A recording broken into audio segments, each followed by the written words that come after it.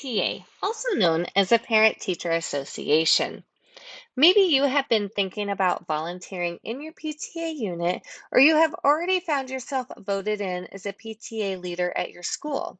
I'm going to give you a small crash course in some of the PTA basics. But first of all, let me introduce myself.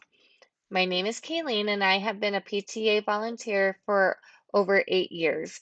I've served in multiple PTA roles as well as served on several different units over the years. I am currently serving on my council PTA as well. When I started my journey volunteering in the PTA, I never had imagined there was so much to learn about the Parent Teacher Association. To this day, I still seem to learn something new. But first of all, what is the PTA? The Parent Teacher Association was founded in 1897. Wow! Currently, that's over 125 years that this association has been serving and advocating for children. Alice McClellan Burney, Phoebe Amberson Hearst, and Selena Sloan Butler are considered the founders of the Parent Teacher Association. PTA units, councils, district, state, and national level all celebrate Founders Day every year on February 17th. Founders Day is the day that we celebrate the PTA's founders' visions. And now that leads me to our next PTA basic, the breakdown of the association.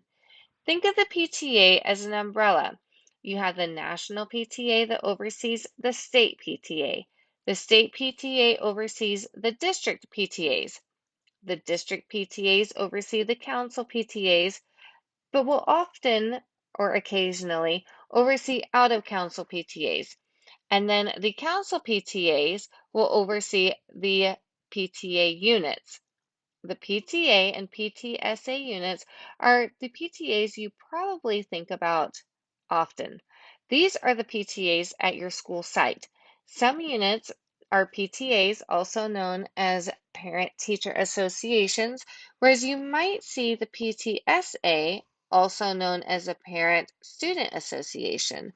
There are over 20,000 PTA units throughout the United States. So if you will, think of the chain of command through the Parent-Teacher Association as an umbrella. The PTA is a registered 501(c)(3) nonprofit organization. With this said, each unit, council, district, state, all the way up to the national PTA will have a set of bylaws.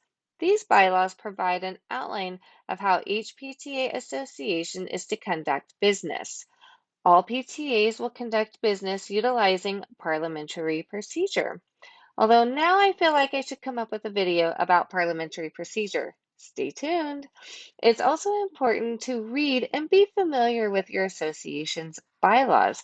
As things change over time, so will your bylaws.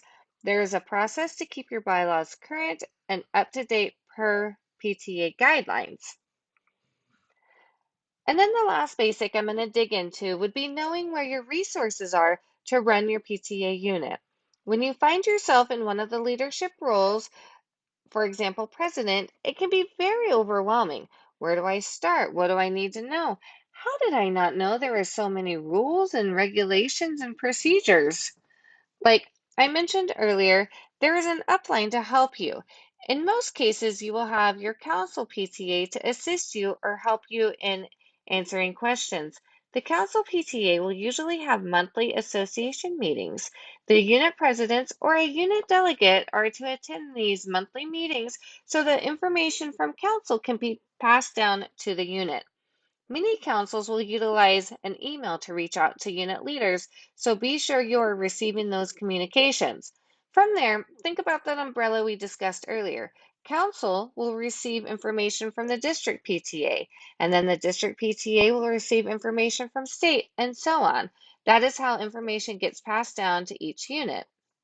At each level of the PTA, there are resources to help you out in running your unit.